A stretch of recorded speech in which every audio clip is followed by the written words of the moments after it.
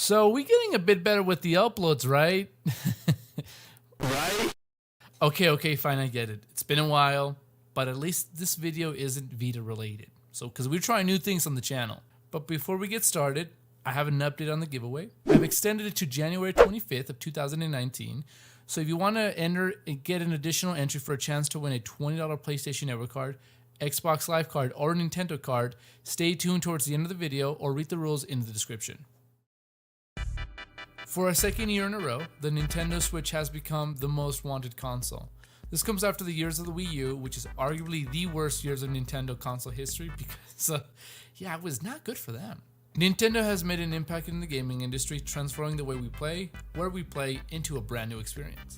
As we're approaching 2019 and moving forward, we have to ask ourselves, is the Nintendo Switch worth it in 2019? The simple answer is yes.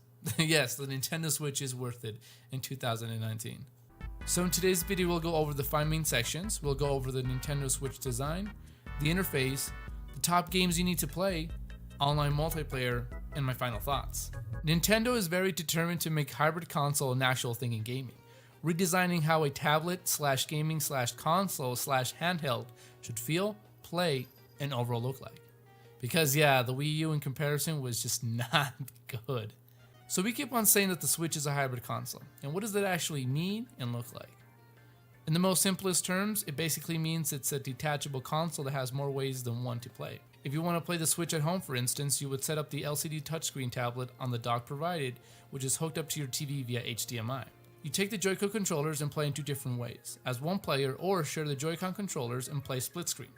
I personally think Nintendo's decision to make this is completely phenomenal and something I've never seen any console or any other company try to replicate or come near this. You do have the option to use different controllers as well. Now the handheld part is you taking the Joy-Con controllers and attaching them back on the tablet. Thus taking it off the dock, we're able to play like a regular handheld. This is normally how I find myself playing the Switch, as I'm already accustomed to playing handhelds like the PSP, Vita, 3DS, and DS.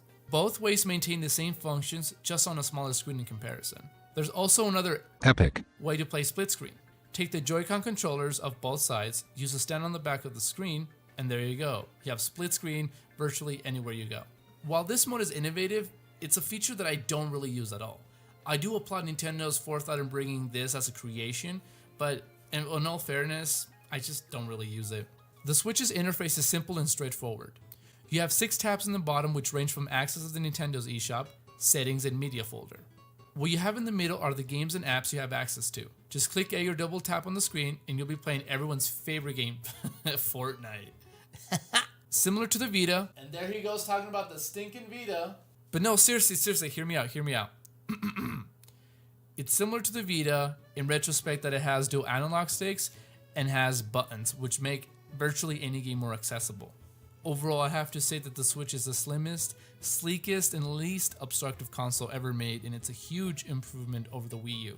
Also, before I forget, I kind of owe you guys an apology for saying this. The PlayStation Vita has a 5-inch 16:9 LCD screen. Yeah. Now let's talk about the games on the Switch, and boy, do we have games. We're talking about instant classics like Mario Kart 8 Deluxe, The Legend of Zelda Breath of the Wild, Super Mario Odyssey, which got pretty good reviews by the way, LA Noire, Mario Party, and the highly addictive Super Smash Bros. Now something you might have noticed is that Nintendo knows how to make a console that fits perfect for parties or when you have people over. You can look back at the Nintendo 64 days where it had 4 control ports inviting local multiplayer, which Nintendo keeps that tradition of not only having fan favorites like Mario Party, Super Smash Bros., and Mario Kart, but again, Nintendo's Joy-Con controllers can be made into 2, which virtually means that there's no reason you can't play split screen. Now, something I'm very impressed with has to be the third-party support. If you'd follow Nintendo's history, you would know that third-party developers are not as eager to make their games on Nintendo platforms. But with the hype surrounding the Switch, games like Diablo 3, Tales of Vesperia, Skyrim, Minecraft, and that one game that YouTube kept on referencing with absolutely no shame. No! I had a 4 jump head that I could have used, man. Those kids were so bad, dude. I'm so dumb, dude. Oh, that's hot. That's hot. If you've been dozing off, let me repeat this. These games I mentioned, all of them, can be played virtually anywhere because the Switch can do that. Kind of low-key better than the Vita in some sense. Why you bullying me? Yikes. Digital purchases have become all too familiar with us in part of the convenience and extra content not available anywhere else. We're talking about Nintendo's online store, simply called Nintendo eShop. Like the PlayStation Network or Xbox Live Market, here you can scroll through a variety of games that are available to play on the Switch. You can purchase full-titled games, pre-order, buy indie games, and also buy add-ons because you can never have enough emotes. Dude, what am I trying to be, a YouTube Rewind right now with all these Fortnite references? Jeez, man, I suck at writing. The Switch lacks in comparison in the app category, as only the YouTube and the Hulu app are available, which is low in comparison to the PlayStation 4 and Xbox. Nintendo has really never had a rivaling online experience. It's always been an inconvenience for the gamer to add a friend code rather than a username. Having lobbies and party chats don't exist in Nintendo's DNA. It's as if they're resisting adapting an online server and release a bare bones version of it just so they can say that you can play online. Now, Nintendo has released their first online subscription for just $3.99 a month or $19.99 for 12 months. While they are significantly cheaper than the PlayStation 4 and Xbox One online service, it really lacks any incentive to really want to get it. What you first get is access to online multiplayer games, which is a given. So basically, if you want to play against people online across the world, then you kind of need this. You do get access to a library of old NES games while subscribed, and you do have the option to upload your save files via the cloud on most games. Having additional deals and discounts on digital games doesn't really give a good incentive or a good reason to pay more than that. I say this because if you want to do things like party voice chat, which the Xbox and PlayStation 4 have, the only way you can do this is by downloading the Nintendo app on your phone and using your phone's mic and speaker to communicate. If you do decide to opt out and don't get the subscription, you can still manage your friends list, which is still clunky and just not well organized and built. Shop on the eShop and have access to system updates and game updates if they apply. I have to kind of give Nintendo a big ol' L for this one because it's just another way for them to make a quick buck without having to really provide anything else. Overall, I think the Nintendo Switch is worth getting in 2019. It has some of the most addictive and fun exclusives. The sleek design of the Switch, giving more than one way to play, is amazing. Easy to follow interface, a strong support for third-party games and steamy hot first-party releases, which you can play anywhere else if I may add. And while their online subscription is nowhere good as its rivals, I'm optimistic Nintendo could get this right. As a big fan of handhelds, it only made sense for me to check out the Nintendo Switch, and I have to admit, I'm a big fan of it. And once again, if you've been kind of on the fence of getting a Nintendo Switch, I do recommend it. There's rumors that maybe there's a new Nintendo Switch coming out in 2019, so I would kind of wait for that news. But overall, you should definitely get Nintendo's new handheld/console hybrid thing, because it's a lot of fun, and it's been a minute since I have a lot of fun. I love the Vita, but this is just a little bit better.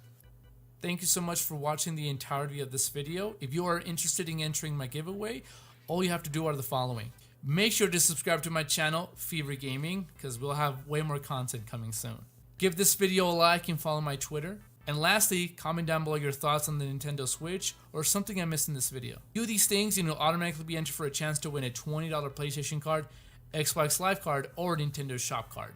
And as a reminder, the giveaway ends on January 25th, 2019.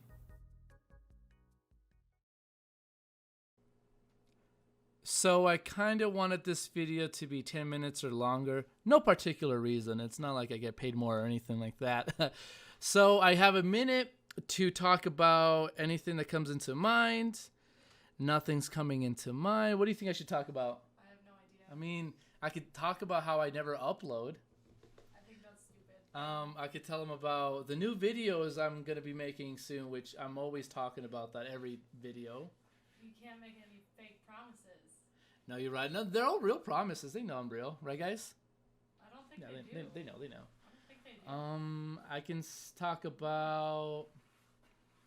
What the hell's going on? Ah, she's just scratching on the boxes. Luna, what are you doing? What are you doing? Also, when I was recording, Luna, by the way, your little jingle, little jingle bell collar was in the background. I'm sure the audience won't matter the little jingle she was doing, but I noticed it. And I was like trying to amplify this background sound a little bit more. And then even when I did, there was still like an awkward silence, and so you could definitely hear it. Like, always messing stuff up. So comment down below if you heard the bells. That's good luck. It means no. It's the new notification bell icon. So if you if you hit subscribe, you'll be able to hear it. That's what happened. Yeah, it's a new feature on YouTube. Try it out.